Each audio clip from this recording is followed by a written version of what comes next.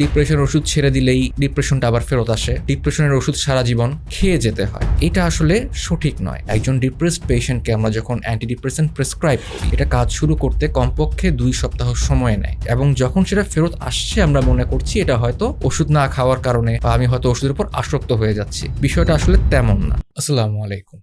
এর আগের এপিসোডে আমরা ডিপ্রেশনের রিস্ক ফ্যাক্টরগুলো জেনেছিলাম।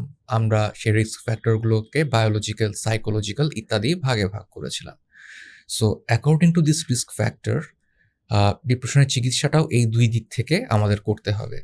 বায়োলজিক্যাল ফ্যাক্টরগুলোকে ঠিক করার জন্য আমাদেরকে ওষুধের আশ্রয় নিতে হবে, এবং এর পরবর্তীতে আমাদের সাইকোলজিক্যাল ইন্টারভেনশনে যেতে হবে। আজকের আলোচনাটা কেবলমাত্র আমরা ঔষধ বা মেডিকেশনের উপরেই সীমাবদ্ধ রাখব। ডিপ্রেশনের চিকিৎসায় আমরা মূলত কয়েক রকমের মেডিকেশন ব্যবহার করে থাকি। এটাকে আমরা মোটামুটি 3টা ভাগে ভাগ করতে পারি: অ্যান্টিডিপ্রেসেন্ট, মুড স্ট্যাবিলাইজার এবং অ্যাটিপিক্যাল অ্যান্টিসাইকোটিক। এই 3টার মধ্যে অ্যান্টিডিপ্রেসেন্টটাই বহুল ব্যবহৃত ট্রিটমেন্ট। এজন্য আমরা আজকে আলোচনাটা মূলত অ্যান্টিডিপ্রেসেন্ট কেন্দ্রিকই করব। সো এই অ্যান্টিডিপ্রেসেন্টগুলোকে আবার কয়েকটা ভাগে ভাগ করা হয়, যেমন selective serotonin reuptake inhibitor, serotonin নরঅ্যাড্রিনালিন reuptake inhibitor, tricyclic antidepressant এবং আদার্স।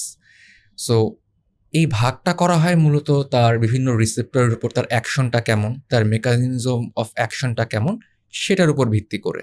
কোনো ড্রাগ খুবই রিসেপ্টর স্পেসিফিক, এবং কোনো ড্রাগ দেখা যাচ্ছে যে অনেকগুলো রিসেপ্টরের উপর কাজ করে। এটার উপর ভিত্তি করে এটার অ্যাকশন এবং এটার সাইড ইফেক্ট। আমরা যখন কোনো পেশেন্টকে ওষুধ প্রেসক্রাইব করি, এটা কি সঙ্গে সঙ্গেই কাজ শুরু করে?